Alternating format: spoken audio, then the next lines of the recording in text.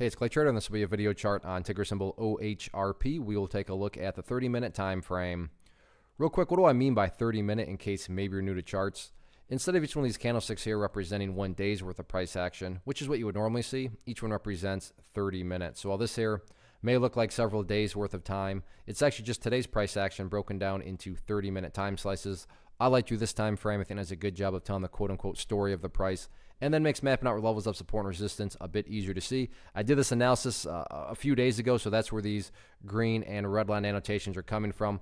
But definitely after today's monster move, some updates need to be done. Before anything else, going to do a little house cleaning here and go ahead and delete these lines out. Sure, they still pertain to the chart. They're just not relevant. And from a presentation standpoint, I don't want to risk causing confusion because there's clutter with lines all over the place. So just want to try to keep this, like I said, as clean as possible. First update comes based on a foundational principle in charting, which states when levels of resistance are broken and closed above, you want to see them act as support. So for those of you that did watch the video, the last time I did it, hopefully you remember me talking about $1.03 as resistance, but now that the price is above it, this would be considered one of the newest areas of support. The ideal level of support going forward, I mean, if you say, hey Clay, what make this chart look the absolute strongest? That would be if the price can stay up here above $1.15. Now, don't get me wrong. If the price falls below $1.15, by no means am I saying the entire chart's ruined or anything like that. But yeah, if the price can somehow manage to stay up above it, that would definitely be a huge sign of power on the bull's part.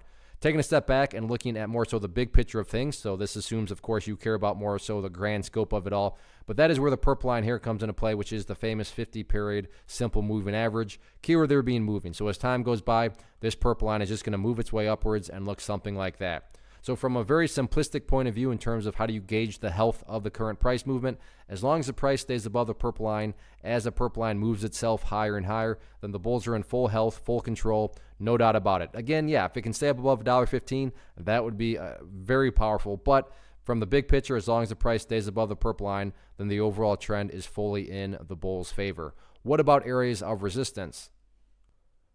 Pretty straightforward at this point in time. The party stopped today right up there around the $1.40-ish mark. So $1.40 will be public enemy number one going into tomorrow, or excuse me, going into Monday. The very, very nice close, not only to the day, but a nice close to the week. So we'll see if the bulls can build upon this momentum next week. But yeah, a lot of eyeballs I'm sure will be on this one Monday morning. One of the biggest questions that I get is, hey Clay, how do you find the stocks that you trade? So what I've done is put together a free resource guide where I talk about the tools that I use to locate stocks that I find interesting and think may have potential. So if that sounds like something that could add value to you as a trader, then click on the image that is up on the screen right now and I will email you the guide. The guide itself is very short and to the point, and best part, it's completely free.